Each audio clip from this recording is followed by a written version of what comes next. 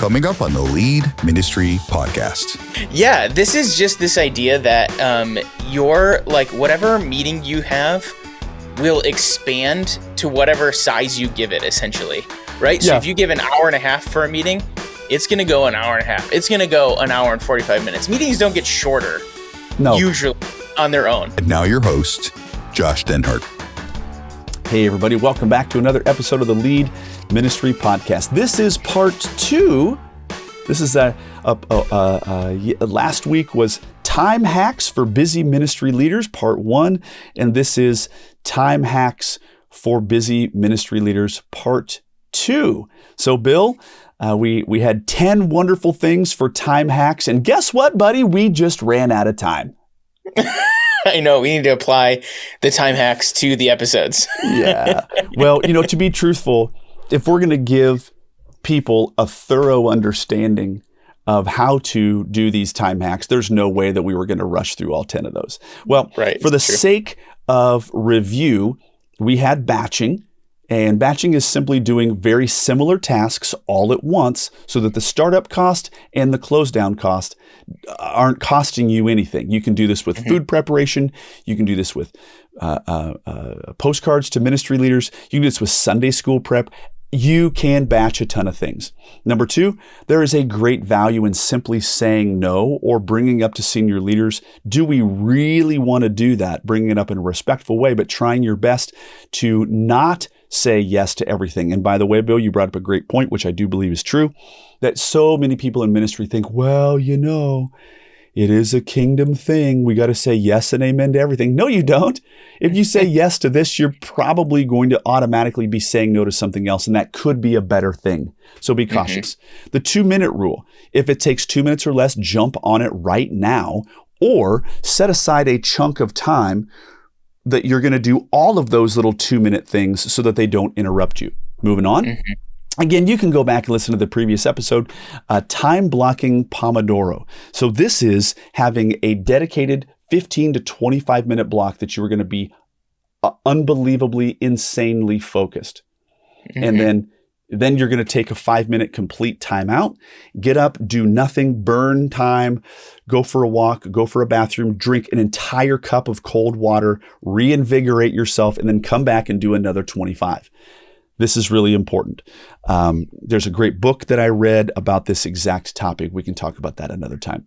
Simply delegating tasks and having things, by the way, a great time management thing with this idea of delegating, Bill, is that you spend an extreme amount of time coming up with the process.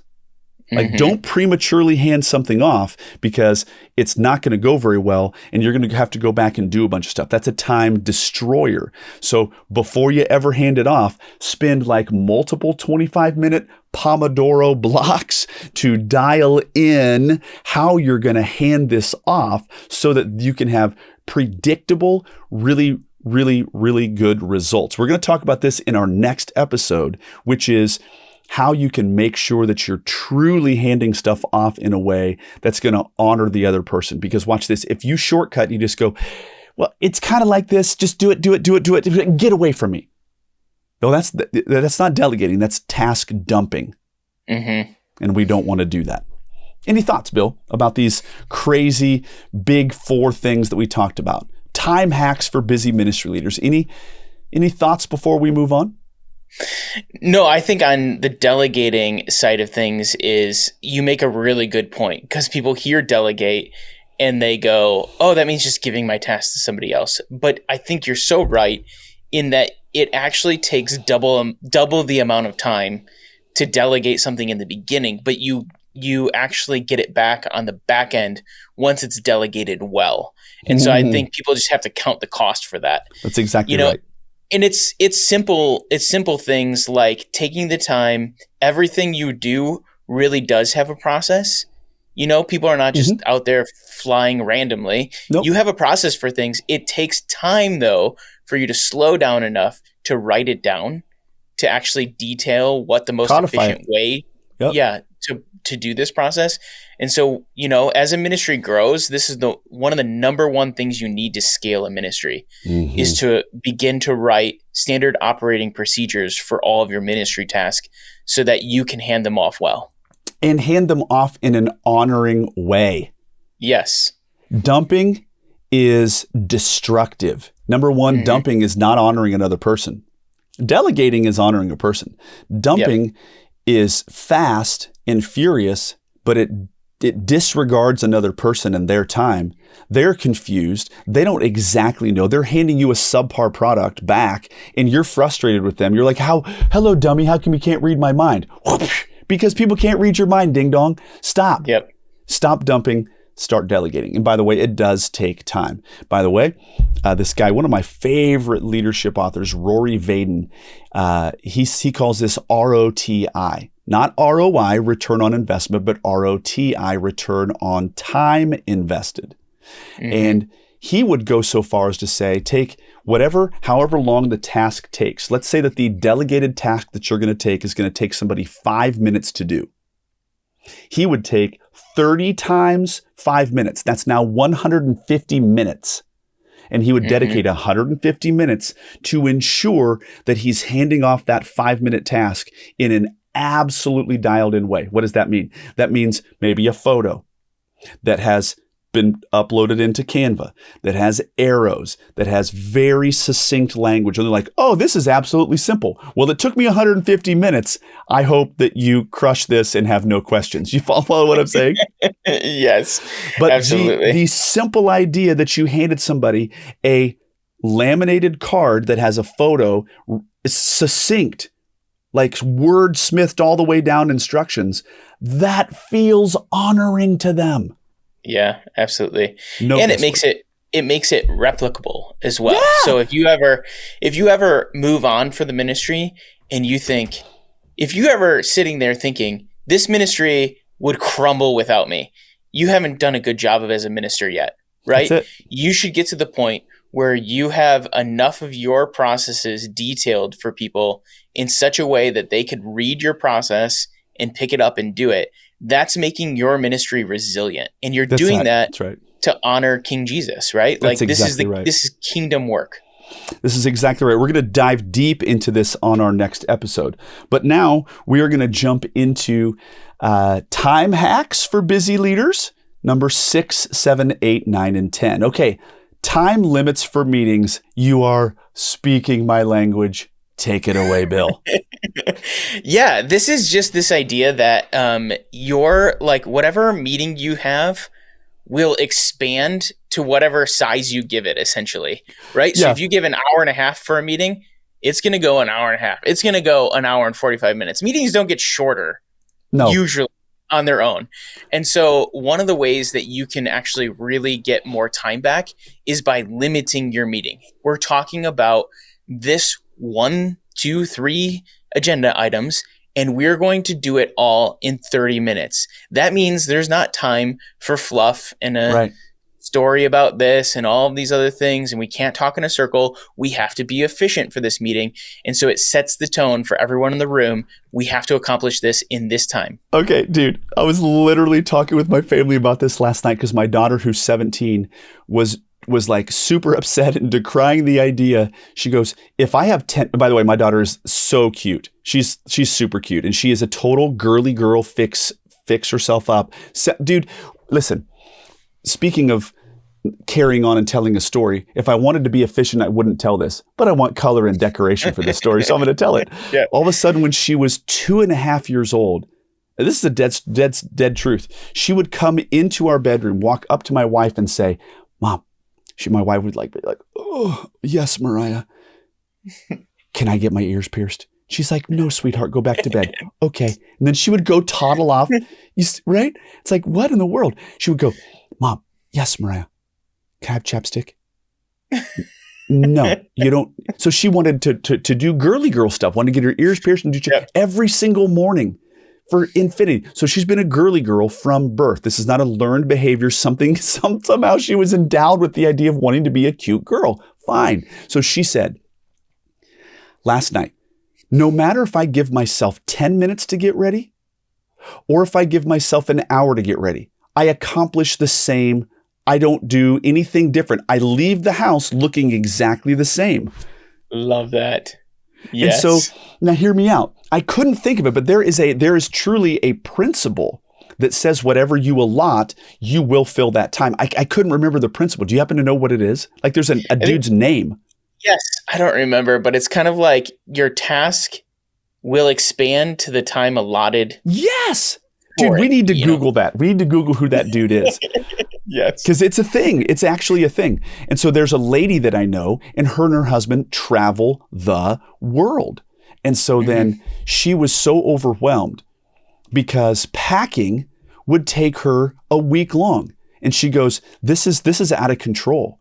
And so she said, I'm giving myself 4 hours to pack for an overseas trip. And she got every single thing done that used to take her over a week. Right. That's the idea. Yeah. So it's the same. Limits. Yeah. It's the same thing for meetings. And by the way, people will definitely appreciate if you give short time meetings for certain for tasks that you need. Yes. 100%. 100%.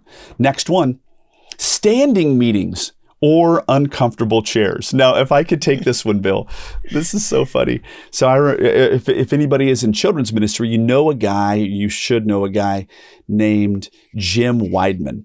And he's kind of an old Southern fella, and he's got the old Southern old boy kind of personality, and he has a funny way of telling his stories. And he said, I'll tell you what. He goes, the way that I make meetings efficient is that I have really uncomfortable chairs in my office. Nobody wants to just kind of park down and sit and shoot the breeze with the good old boy Jim because my chairs are super uncomfortable. And everybody laughs. But it's the truth. I would say this, that I did learn this principle from a guy named, it was the meetings, the book was called Death by Meeting. And it's by Patrick Lencioni. And he's really, really, really a very influential leadership author. He was very influential in my life. And so he, in this book, standing meetings, and you had a 5-minute timed standing meeting. And people get to because all of a sudden you sit down and there's a different ethic to the meeting. Does that make sense? Yes, absolutely. There's an urgency. There's an urgency. Have you ever done standing meetings? Yeah, I've done some. I mean, I think it's like, I'm trying to think of like, the model for it. You almost have to make it a cultural norm. Like, let's do this as like give people the framework. Let's do this as a standing meeting because it can't take long. Okay. Now, to be clear, standing meetings were 5-minute check-ins at the beginning of a day to say, what are you seeking to accomplish today? So like Bill, if me and you and 2 other people were on a team, we would have a 8:15 5-minute standing meeting. Bill, go. I care about you emotionally. I don't care whether you're having a bad time with your wife right now. We can talk about that at a sitting meeting. But right now, I just want to know, what are you going to try to accomplish today? I like that. And so then everybody is standing and it's like, okay, everybody's got their thing. Okay. And then everybody top of mind, everybody else knows in the meeting what everybody is seeking to accomplish. And then I now feel some sense of psychological like duty to pull off my thing because I've just announced it. Right. I like that a lot. So have you ever studied Elon Musk approach to meetings in his companies? You heard about this? That if this no longer has to do with you, you can stand up in the middle of the meeting and leave? Yeah, he has that rule. His other rule is if you're invited to a meeting that you believe that you can't contribute to or doesn't pertain to you or is going to be a waste of your time, you have permission to not come. Sounds genius. How freeing is that? This would be literal mutiny at some churches. I know. But how many times have people in ministry said, great, another meeting that could have just been an email? Right. Right. And so then all of a sudden, think if you were the person who called the meeting and not a single person showed up. Yeah. What does that say about your meeting, buddy? I love it. So Elon Musk is going to be taking over. We'll see kind of how this all plays out. But I am curious to see. I don't give 2 rips about your political persuasion. I'm not much of a political guy myself. But I am interested to see, his take on efficiency, because he is obviously one of the high. I don't care what you think about his personality, what you think about. I don't care anything. You have to give credit to the idea that he quickly outdid NASA. He created electric cars, and he's creating a tunnel system to connect the major cities in America. Any one of those things is like, I know, it's crazy. Like, and the other thing is he bought Twitter, and he literally like cut the workforce by like over 80%. Yes.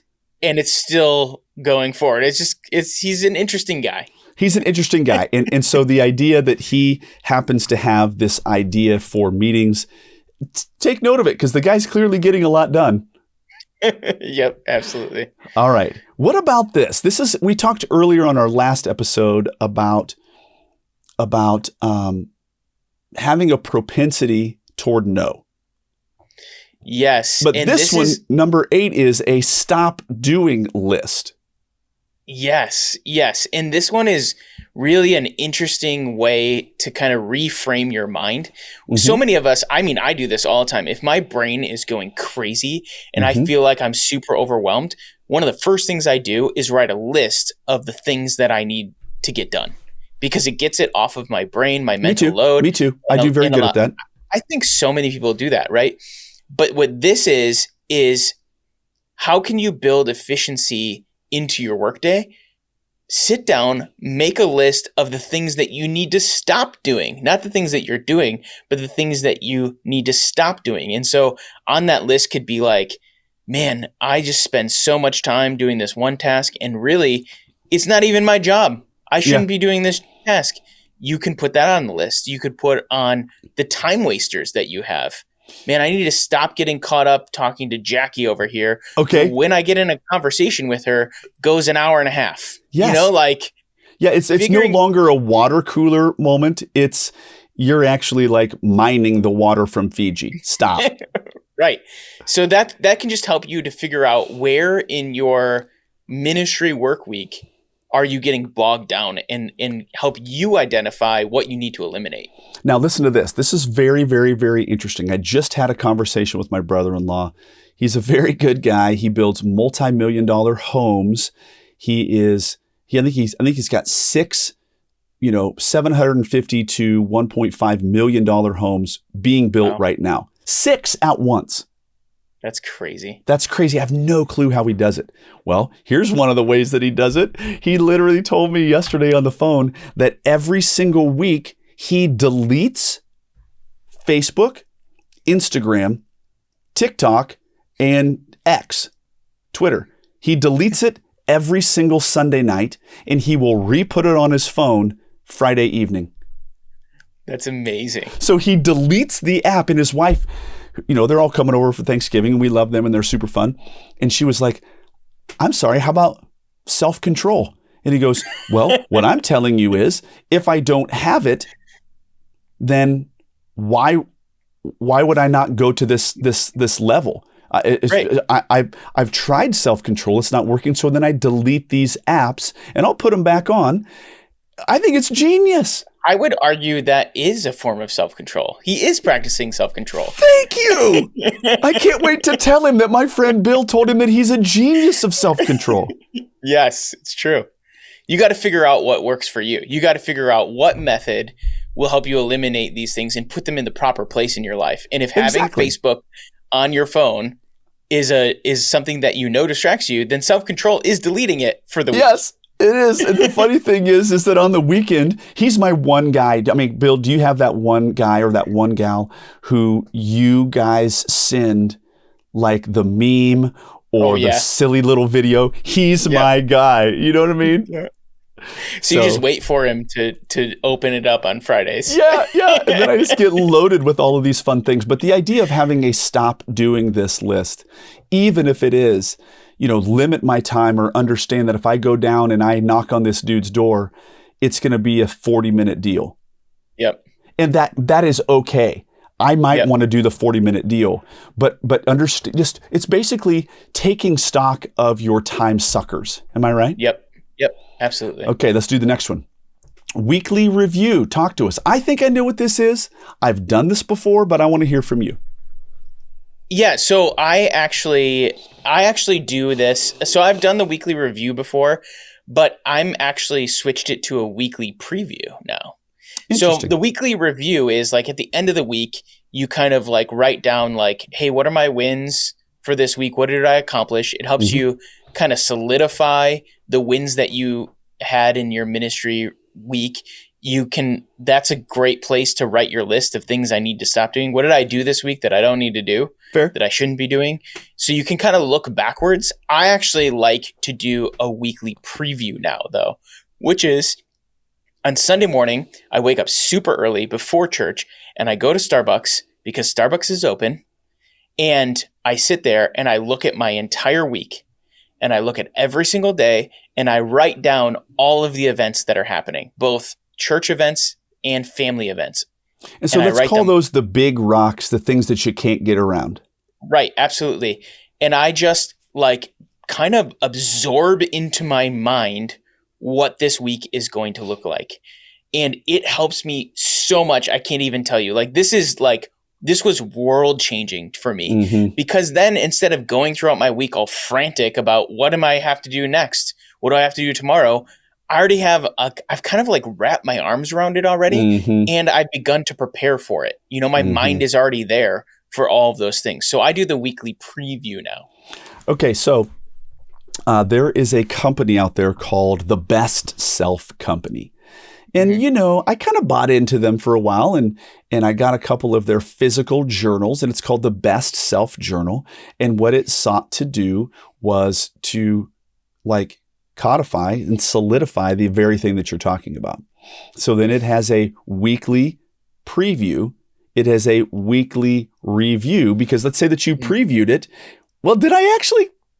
Did I follow through on those things? Yeah. And then it has a daily preview and a daily review. And so there's 3 things at the end of the day where you're like, okay, so it says, hey, what are the 3 big things that you should probably get done today? And at the end, it's like, hey, what were your big 3 wins? And what was like a reflective fail for the day? It's really good. It's really good. And it's physical. It's like a handwritten thing. I find I'm far more engaged with a handwritten thing than I am a digital thing. And so, again, we talked about this on a previous episode, teeing up your subconscious mind. So when you do that on a Sunday, you are now locking in the gear system of your mind for the rest of the week to go, okay, your mind is like, okay, I've got to burn the fewest calories and I've got to be as efficient as I can because survival depends on this. Your subconscious is all about survival. And so your subconscious is actually gearing up and working through. And your week, there's an uncharacteristically different week that you're going to have if you do this weekly preview. And I think the weekly review is a sense of personal accountability, but also it's a sense of personal victory. What'd you kill this week? That's awesome. Yeah. This is awesome. Okay. The last one, 6x6 productivity. This is one, Bill, that I'll take. 6x6 productivity. Now, this is a 6-week exercise. So I'm going to pick 6 things that I'm going to seek to accomplish over the next 6 weeks. Now, this isn't a weekly thing. This isn't a daily thing. These are bigger picture things that are truly going to move major things forward. And then I sit down and I go, okay, 6 weeks. Now, this is not necessarily a sprint. Okay, this is not the 100-meter dash. And this isn't the 400-meter once around the deal. This is about a mile, right? But I'll tell you what, there are people who are really fast at a mile these days. They broke the 5-minute mark. Am I right? Yeah, that's crazy. People are cruising. So this is a little bit bigger picture, but what are the 6 things over the next 6 weeks that that would really help things move forward? And when I have been disciplined about this, I've really moved major things forward. And so I got to say, just really quick, I think that it's important for people to understand and not be overwhelmed. We've talked about over these last 2 episodes, 10 things that you can do to be more productive. You don't have to be executing all 10 of these things at all times, forever and ever. Amen. like there are times where the 6x6 thing has been a little micro strategy that has really crushed it for me. And then I set it aside. And then there's been times where I do the weekly preview, the weekly review. So we do kind of come in and out of these things, don't we, Bill? It's true. And if you try to spin up everything all at the same time, that's just not going to work. No. So focus on one or two of these techniques, Sure, and really nail them for a while. And then once they become part of your routine and you're not thinking about doing them, you're just doing them, then you can begin to add some new strategies. Yes. What do you think of this 6x6 thing, Bill? I love that. That actually is focusing your attention on something for 6 weeks. Like, you're limiting what you're focusing on, and you're limiting the time to work on it. And that's allowing you to have hyper focus on these things and move them forward. I do that all the time with things. Yes. The interesting thing about the 6x6 is that, and my executive pastor introduced this to the whole bigger, leadership team, and it truly did work. And so then you can get way more done in 6 weeks than you think you can. Yeah, it's true. I overestimate what I can get done in a week every week of my life. Yep. But I underestimate what I can get done in 6 weeks. Yep. And so then, and again, this is not like, well, I'm going to check my email. Bro, that's a every half day thing, right? Whatever. That's like a 7 times. Right. This is, I'm going to launch 5 new ministry coaches over the next 6 weeks. That's a big thing. I'm going to tackle this huge initiative, and it's a 6-week project. So then all of a sudden you get to the end of 6 weeks, you thumbs up, you thumbs middle, you thumbs down, and you start it all over. Am I right? Yeah, I love that. Well, at the end of the day, gang, what we're hoping to do is to really help you to dial in these time hacks for busy ministry leaders. This may be one it's the kickoff of the new year. We have these 2 episodes. Maybe you want to refresh this one. Maybe you want to come back and listen yet once again. Well, gang, super grateful that you folks were here. We want you to be as productive as you can with your ministry and with your life, laying up as much treasure as you can in heaven, helping others to be as healthy and whole as they can in the year 2025. And we'll catch you guys on the next one. And that's a wrap for today's episode of Lead Ministry Podcast. Don't forget to subscribe and leave us a review.